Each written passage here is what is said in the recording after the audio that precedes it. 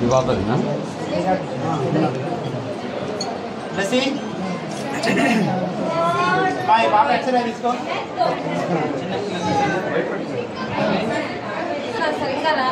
తెచ్చాడు లసి తెచ్చాడు ఇంజనీరింగ్ కానీ అన్కాన్షియస్ కానీ అవాయిడ్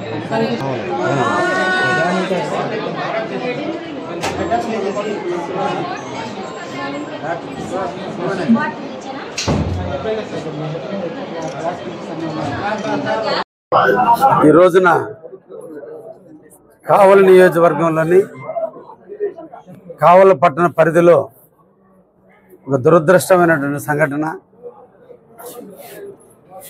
పిల్లలు స్కూల్కి తీసుకుపోయేటువంటి వ్యాను ఒక లారీ యాక్సిడెంట్ జరిగి సంఘటనా స్థలంలోనే క్లీనర్ చనిపోవటం, దాదాపు చిన్న పిల్లలు, ముక్కు పచ్చల ఆరని పిల్లలు, కల్మషం తెలియని పిల్లలు, ఆడుకోవటమే తప్ప చదువుకోవటమే తప్ప తెలియని పిల్లల్ని స్కూల్ వ్యాన్లో తీసుకుపోయే తరుణంలో 27 మందికి ఈ రోజున వివిధ రకాల మల్టిపుల్ ఇంజురీస్ అవ్వడం జరిగింది. ఇది ఒక దురదృష్టకరమైనటువంటి సంఘటన. ఇది ఒకటి నేషనల్ హైవే వాళ్ళ యొక్క తప్పిదనం, స్కూల్ నిర్వాహకుల యొక్క అనాలోచితమైనటువంటి చర్యల వల్ల ఈరోజు ఈ సంఘటన జరగడం జరిగింది. ముఖ్యంగా ఆ ప్రాంతంలో ఎటువంటి ప్రభుత్వ అనుమతులు లేని విధంగా డివైడర్ ఉంది. డివైడర్ని కాలేజ్ స్కూల్ యాజమాన్యం తన గుప్తాధిపత్యంలో డివైడర్ను పగలగొట్టి ఈ రోజున అనాథరైజ్డ్ ఏరియాలో కూడా క్రాసింగ్ జరిగే టైంలో పైనుంచి వచ్చేటువంటి లారీ వాళ్ళ నామ్స్ ప్రకారం అక్కడ డివైడర్ లేదు కాబట్టి వాళ్ళు లారీ వాళ్ళు స్పీడ్గా రావటం, వీళ్ళు టర్న్ తీసుకోవటం, ఈ సంఘటనలో ఒక నిండు ప్రాణాన్ని కోల్పోవడం జరిగింది. భవిష్యత్తు ఉన్నటువంటి పిల్లలు వివిధ రకాలైనటువంటి ఇంజురీస్కి బానిస కావాల్సిన పరిస్థితి వచ్చింది. తప్పకుండా ఈ సందర్భంగా మేము అందరిని కూడా కోరుతున్నాం, అందరూ కూడా దీన్ని ఖండించాలి, యాజమాన్యం దీనికి బాధ్యత తీసుకోవాలి. అనాథరైజ్డ్ ఏరియాలో గుండా ప్రవేశించినటువంటి చేసినందువల్లే ఈ పిల్లలందరికీ కూడా ఇంజురీస్ జరిగినాయి. ఈ మెడికల్ ఎక్స్పెండిచర్ అంతా కూడా స్కూల్ యాజమాన్యం భరించాలి. చనిపోయినటువంటి వ్యక్తికి కాంపన్సేషన్ పే చేయాలి. ఇన్సూరెన్స్ కూడా రానిటువంటి పరిస్థితి ఆ పిల్లవాడికి. కారణం national highway authority of India వాళ్ళు నిర్ణయించిన డివైడర్లోనే మనుషులు వెహికల్స్ నడపాలి తప్ప అనాథరైజ్డ్ డివైడర్ తీసుకొని ఆ డివైడర్ ద్వారా వచ్చినటువంటి పరిస్థితిని ఈరోజు మనం అందరం కూడా చూస్తున్నాం. కావలి ప్రజలందరూ కూడా దీన్ని ముక్త కంఠంతో ఖండిస్తున్నారు. నేను కూడా ఇప్పుడే గౌరవ ఆర్డీఓ గారికి కూడా ఇంటిమేట్ చేశాం. కావలి నియోజకవర్గంలో నేషనల్ హైవేకి సంబంధించిన అనాథరైజ్డ్ క్రాసింగ్స్ ఏవైతే ఉన్నాయో వాటన్నిటిని క్లోజ్ చేయమని చెప్పి ఇప్పుడు పీడీ గారికి రిటర్న్ రూపంలో పెట్టమన్నాం.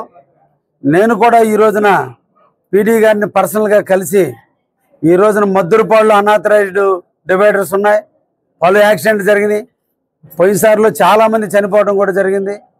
ఈ అనాథరైజ్డ్ డివైడర్ల వల్ల లోకల్గా ఉన్న మనం తెలుసు అక్కడ డివైడర్ ఉంది, మనం క్రాసింగ్ తీసుకోవచ్చని, కానీ పైనుంచి వచ్చేటువంటి వాటికి ఆ ప్రికాషన్స్ బోర్డులు ఉండవు, ప్రికాషన్ డైరెక్షన్స్ ఉండవు. వాళ్ళు లారీ వాళ్ళు కావచ్చు, బస్సుల వాళ్ళు కావచ్చు, అక్కడ స్పీడ్గా రావడానికి అవకాశాలు ఉంటాయి. దీని పలు రకాలైనటువంటి యాక్సిడెంట్లు జరిగే పరిస్థితి ఉంది. కాబట్టి ఇటువంటి సమస్యల్ని అరికట్టి ఒక ప్రాణాన్ని నిలబెట్టాల్సిన బాధ్యత అందరి మీద, అధికారుల మీద ఉంది. అందరం కూడా దీన్ని ఖండిద్దాం. ఆ పిల్లలకి, ఆ పిల్లల కుటుంబాలకి మనోధైర్యాన్ని ఇద్దాం. తప్పకుండా జరిగిన ఇన్సిడెంట్కి మన అందరం చింతించగలం, కానీ జరిగిపోయిన దాన్ని తీసుకురాలేం. ఫ్యూచర్లో జరిగేటువంటి ఇటువంటి అవాంతరాలు జరగకుండా తప్పకుండా లోకల్ ఎమ్మెల్యేగా నేను నివారణ చర్యలు తీసుకుంటానని కూడా ఈ సందర్భంగా తెలియజేస్తూ, ఆర్ఎస్ఆర్ స్కూల్ యాజమాన్యం ఇమీడియట్లీ స్పందించాలి. క్షతగాత్రులైనటువంటి పిల్లలకి మంచి బెటర్ ట్రీట్మెంట్ ఇవ్వాలి. వాళ్ళు నొప్పులు భరించే పిల్లలే తప్ప బాధను చెప్పుకోలేనటువంటి పిల్లలు వాళ్ళు. కాబట్టి మెరుగైన వైద్యాన్ని వాళ్ళకి అందించి ఎదగాల్సిన పిల్లలు ఈరోజు డిజేబుల్డ్గా మారకుండా చూడాల్సిన బాధ్యత కూడా మేనేజ్మెంట్ తీసుకోవాలని కూడా ఈ సందర్భంగా కోరుకుంటూ, సంబంధిత అధికారులందరినీ కూడా తెలియజేస్తున్నా, కావలి నియోజకవర్గంలో ఎక్కడ అనాథ డివైడర్లు ఉన్నా వాటి మీద ఇమీడియట్లీ మీరు రిస్టోర్ చేసి మళ్ళా యథాతథంగా డివైడర్లన్నీ మూసేయండి అని చెప్పి కూడా సంబంధిత అధికారులకు తెలియజేశాను. ఆ విధంగా నేను కూడా ప్రయత్నం చేసి ఇంకొకసారి ఇటువంటి పరిస్థితులు జరగకుండా చూస్తానని కూడా ఈ సందర్భంగా తెలియజేస్తూ, చనిపోయిన క్లీనర్ కుటుంబానికి ప్రగాఢ సానుభూతిని తెలియజేస్తూ, ఆ క్లీనర్ యొక్క కుటుంబానికి అంతిమ సంస్కారాలకు నిమిత్తం ఒక 50,000 రూపాయలు నేను ఈ రోజున ఆ కుటుంబానికి కూడా చేర్స్తానని కూడా ఈ సందర్భంగా తెలియజేస్తూ ముగిస్తున్నాను. అవి చూద్దాం, అధికారుల దగ్గర అంతే ప్రీమియర్ రిపోర్ట్ తెప్పిస్తాము.